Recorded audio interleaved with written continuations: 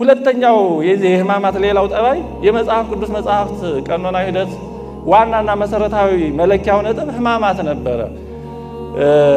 የቅዱሳት መጽሐፍት ቀኖናዊ ሂደት ራሱን የቻለ ሰፊ ጉዳይ ነው። ዲያቆን ሄኖክም አንስቶታል።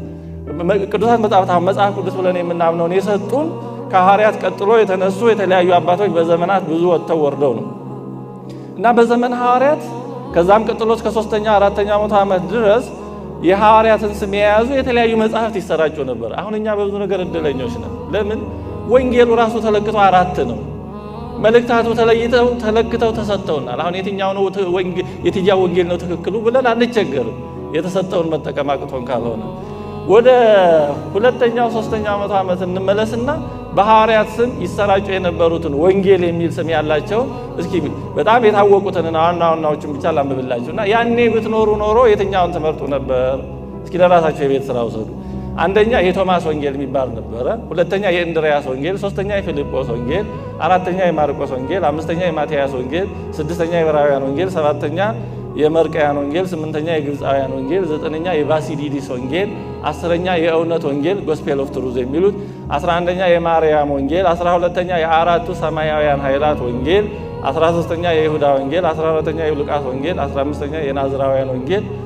ታከታችሁ አይደለም? 16ኛ የኢቢዮናውያን ወንጌል፣ 17ኛ የ12ቱ ወንጌል የያዕቆብ ወንጌል። ወደ 25 ቢያንስ ዋና ዋና ይሰራጩ ነበር። ከነዚህ መካከል እነዚህ ሁሉ ውድቅ ሆነው ለምን 4ቱ ብቻ ተመረጡ? ሁሉም ስህተትና ችግር ያለባቸው ሆነው አይደሉም።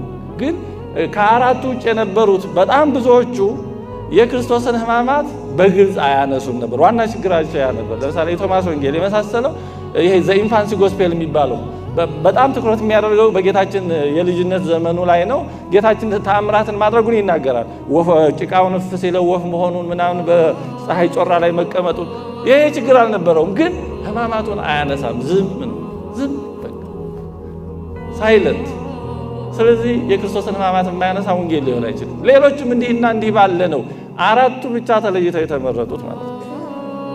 በነገራችን ላይ ቤተክርስቲያን ናት መጽሐፍ ቅዱስን የሰጠችን የወሰነችው እንጂ መጽሐፍ ቅዱስ አለ ቤተክርስቲያንን የሰራው።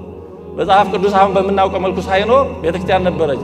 3000 ሰዎች በጴጥሮስ ስብከት ሲያምኑ ቤተክርስቲያን ነበረች። መጽሐፍ ቅዱስ ግን አልነበረም። የጴጥሮስ መልእክትም የለም። ጳውሎስ ገና አልተጠራም። 14ቱ መልእክታት የሉም። ወንጌሎችም አልተጻፉም። አንድ ሰው መጽሐፍ ቅዱስን አለ መጀመሪያ ማወቅ ያለበት ቤተክርስቲያን ነው ማወቅ ያለበት። ለምን? ቤተክርስቲያን መጽሐፍ ቅዱስን የጻፈችውና የመረጠችው እምነቷን በሚገልጥ መንገድ ነው። ከቤተክርስቲያን ተለይቶ ሰው መጽሐፍ ቅዱስን ሊረዳው